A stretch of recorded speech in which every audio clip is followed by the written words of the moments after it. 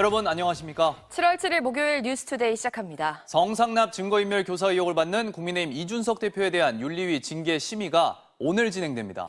이 대표가 직접 윤리위에 출석해 소명하기로 한 가운데 윤리위 결과에 따라 당 안팎의 파장이 예상됩니다. 구민지 기자입니다. 윤리위 개최를 하루 앞두고 이 대표는 친윤계 핵심 의원들에 대한 공격 수위를 높였습니다. 소위 윤핵관 의원들이 윤리위로 인해 당내에서 제일 신났다며 익명 뒤에 숨어 당내 분란을 일으키는 비겁한 사람이라고 날을 세웠습니다. 번호판 다 숨기고 남의 번호판 달아가지고 무책임하게 운전하시는 분들처럼 좀 대포차같이 정치를 하고 계신 겁니다. 익명밖에 말로 못하는 분들 같은 경우에는 비겁한 거죠.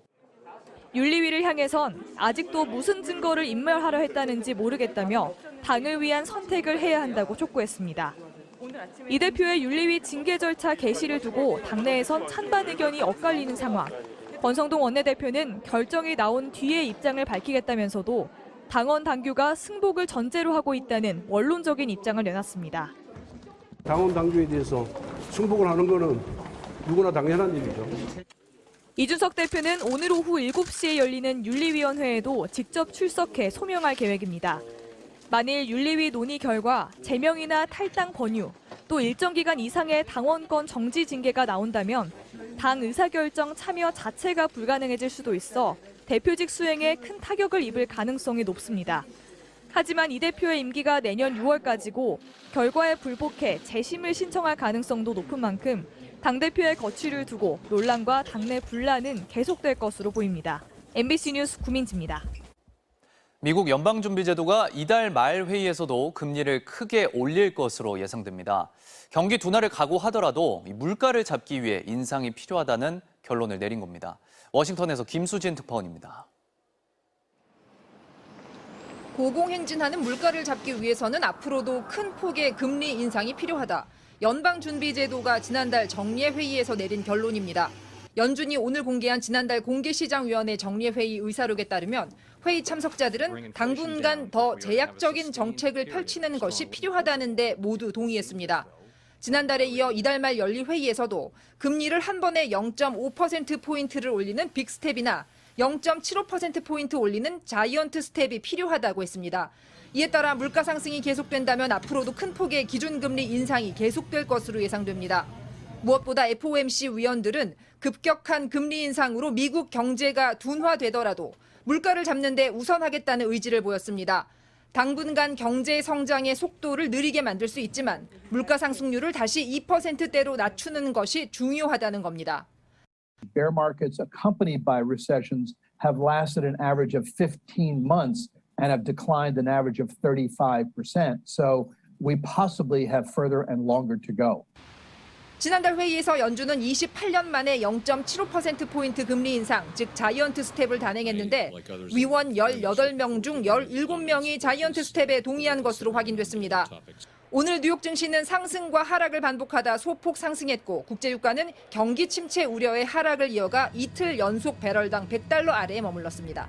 워싱턴에서 MBC 뉴스 김수진입니다. 유럽의회가 원전과 천연가스를 친환경 산업으로 분류해 녹색 분류 체계 텍소노미에 포함시켰습니다.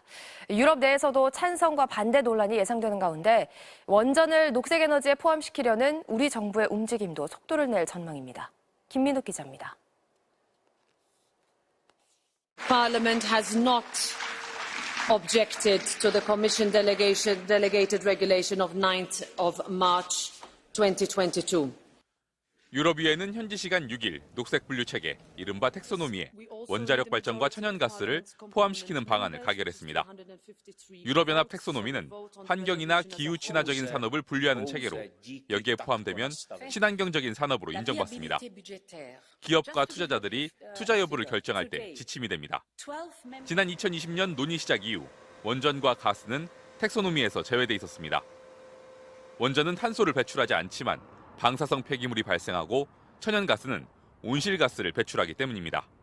하지만 원전 비중이 높은 프랑스와 체코 등은 탄소 중립 과정에서 과도기적인 에너지원도 필요하다며 원전과 가스를 친환경 산업으로 봐야 한다고 주장해왔습니다. jediným nástrojem, jak v následujících letech našich společných klimatických cílů dosáhnout. 하지만 유럽연합의 일부 회원국들과 환경단체들은 반발하고 있습니다.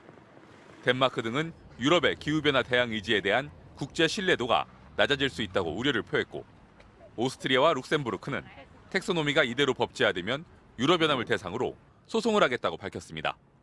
투표 결과 발표 직후 유럽위의 의사당 방청석에서도 호성이 터져나왔을 정도로 환경단체의 반발도 거셉니다.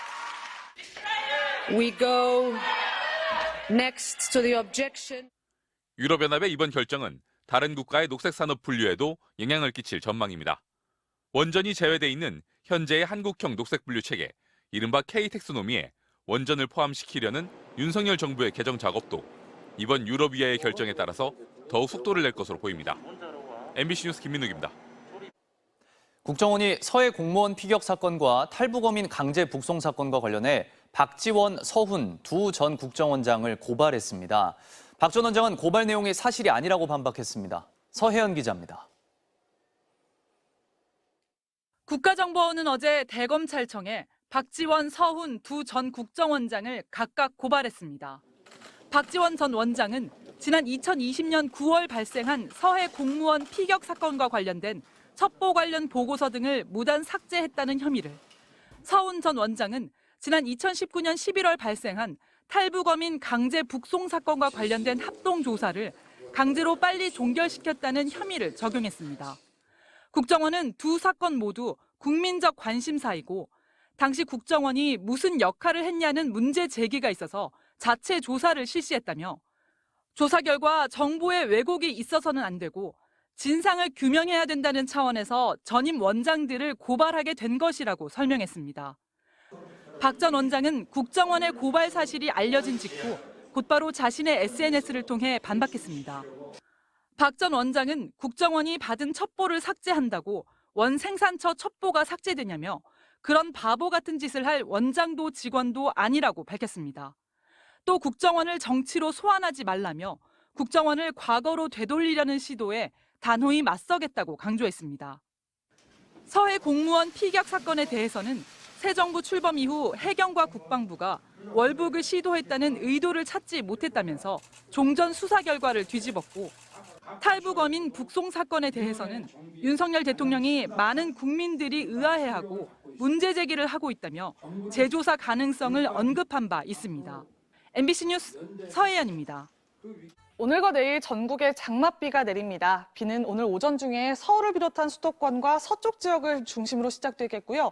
내일 오전이면 영남 지역으로도 비가 내리겠습니다. 예상되는 비의 양 보시면 경기 북부와 강원 북부 내륙 산지에 150mm 이상, 서울 등 수도권과 강원 영서에도 30에서 100mm 안팎의 많은 비가 내리겠습니다. 그 밖에 충청과 남부지방에도 10에서 60, 80mm 이상의 비가 예상되고 있습니다. 이번에도 집중호우가 예상되고 있어서 조심하셔야겠는데요. 오늘 오후부터 내일 오전 사이에는 중부와 호남 지역을 중심으로 집중되겠습니다. 시간당 30에서 50mm 이상씩 쏟아지겠고요. 벼락과 돌풍이 동반돼 요란하겠습니다.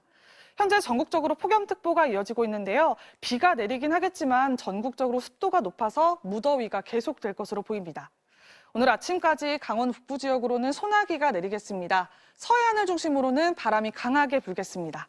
현재 기온을 보시면 서울이 27.2도로 열대야가 나타나고 있고요. 마찬가지로 대전 28.7도, 광주 27.3도로 열대야를 보이고 있습니다.